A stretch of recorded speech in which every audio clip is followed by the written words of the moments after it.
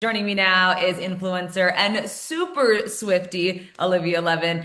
Olivia, you actually changed your flight so that you could watch this podcast. Yes, I did. I had a flight originally booked at the exact time of the podcast airing, and it didn't have Wi-Fi, so I couldn't watch it on the plane. So I changed my flight to an indirect flight earlier in the morning so I can make it home on time and missed my connection. So I was stranded in Philly, but two Swifties who happened to be on my flight came up to me and said, "Hey Olivia, we follow you on Instagram. Like we don't want to be weird." Turns out they were on both of my flights, and since the second one we all missed it, we just rented a car, road tripped, listened to Taylor, watched the podcast. I reported on it from the car, and it was even better than if I had made that flight. Oh, I love that for you. So I do want to ask you because she's given plenty of interviews in the past. This is a completely different format. What was Yeah. the biggest thing that you noticed that stood out to you about this interview in particular? Yeah, I mean, over the years, she hasn't really done press interviews since the snake cancellation thing in 2016. And before that, she would go on like the Today Show, the late night shows, Ellen DeGeneres, all those. But it always felt like you couldn't tell that she was fully comfortable all the time. And I'm sure she would have rather talked about specific things that they wouldn't ask her about. I always felt like they were trying to get a headline out of her. And the big difference in the podcast is it really wasn't an interview. It just was her with two people she loves and knows and is comfortable with talking about life and her music and her career. And we got a glimpse into her personal life that we really have never gotten from any of the 5-10 minute interviews she's ever done. Yeah, Olivia, in a way, this interview made the most headlines because she was so candid. But what is the biggest headline that you felt like came out of this interview? I'm a big Travis Kelce Taylor fan. I love them together. And I think seeing her interact with him and vice versa in this podcast episode was so telling about their relationship and how normal they are and how yes, they make headlines every single day and people have so much to say about them, but they don't care and they are just living their lives. And I loved what she said about social media, how she doesn't really go on it and they learn to laugh about the dumb discourse that happens online and they learn to not let it affect them anymore. And I think it was just great seeing the way they interact with each other and you could really feel the love just watching it. Yeah, let's dig deeper into that because tell me what you noticed about their body language even. Yeah, I mean, they were touching the whole time, the hands intertwined, arms intertwined. When she was having an emotional moment talking about getting her master's back, he kissed her on the forehead. Like, they seemed so supportive of one another. And when she was trying to give him credit for something, he would be like, well, no, I give you credit for that. And so it seems like they have a great balance and it's a very supportive relationship. Biggest thing that you've learned that you didn't know? Because I know you are deep in the interwebs and you know a lot about this woman, but what did you learn about their relationship that you were surprised about? I guess I didn't realize how many people went to bat for him when he shot his shot on the podcast. I didn't know, like, I had heard that her dad, Scott Swift, was friends with Coach Andy Reid. So I kind of knew that, but she revealed that it wasn't just him that was vouching for Travis and reaching out to her.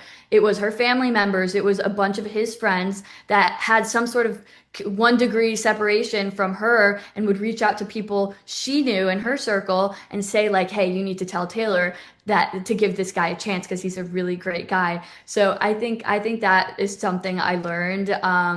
And not only about their relationship, but we learned so much about, her hobbies. I kind of knew that we knew she loved to bake. That's nothing new, but like her sourdough obsession is definitely a new thing.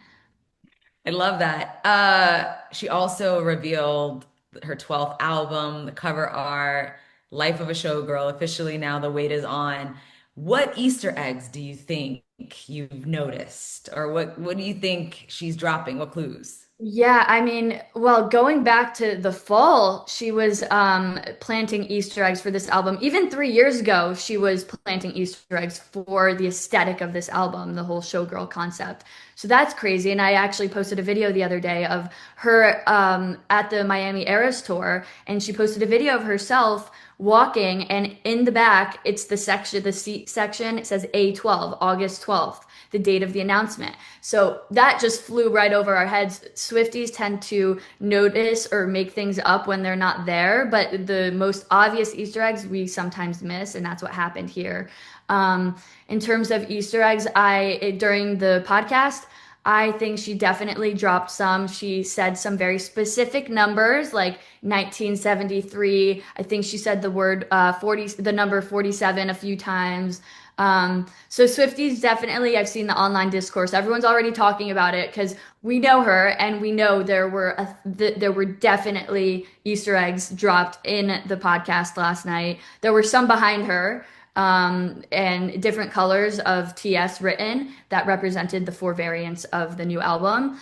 But I guarantee it in a few months we'll know something that she said in the podcast will line up with something that is coming. Oh, I love. And we also know that one of the songs is called Ruin the Friendship. Yes. Do you think it's about Blake Lively? It's hard to say because, parasocially, like everyone has their opinion, but we really don't know anything. We know that they haven't been seen together in a very long time since this whole ordeal.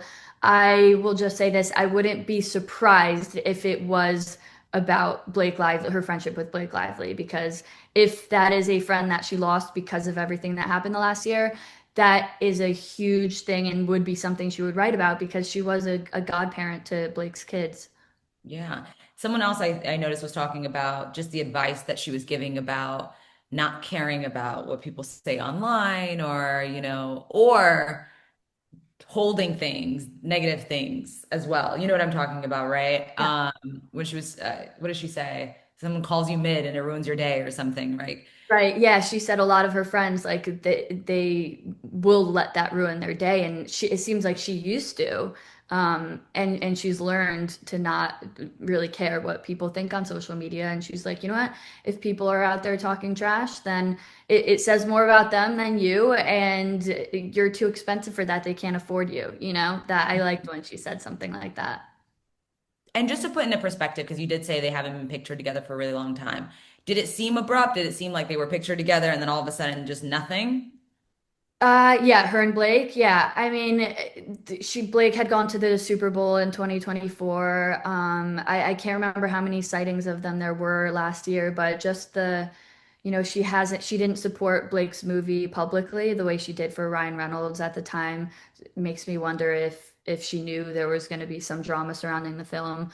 Um, and Blake didn't post anything for Taylor's birthday. And Taylor's like announcements and stuff, getting her master's back. Blake didn't like that post. So just the lack of support to me is telling me that something happened. And who knows, maybe we'll find out in the song if it is about Blake. We will. Anything else that stood out to you? I mean, you covered all my questions, but Yeah, I mean, I just honestly, I was shocked that it was 2 hours long. I think everybody was, because usually the New Heights podcast episodes, they have, sometimes they'll have a guest on for 30 minutes, and then the rest of the time will just be Jason and Travis talking. So to be able to, you could tell she wanted to talk. She wasn't pressured, and she was just fully authentically herself and doesn't care what people think anymore. I love that you could see that because in the past, I think in interviews, we talked about this a little earlier, but I think she would try really hard to be liked and to people please. And we know she's a people pleaser because she says it in her songs. But I think this time really was like it felt like she was on a FaceTime call with Jason and Travis, and everyone watching, I think, could feel the authenticity and like they're just normal people. And I think that's really what she probably wanted to get across here. Is like she's just a normal person who bakes and paints and has hobbies and a life and a boyfriend, and Yes, everything makes headlines and everything tied to her is a huge success, but it doesn't change the fact that she's just a normal girl with the talent who loves to share it with the world and entertain her fans. Awesome. Olivia, thank you so much. I appreciate your time. Thank you.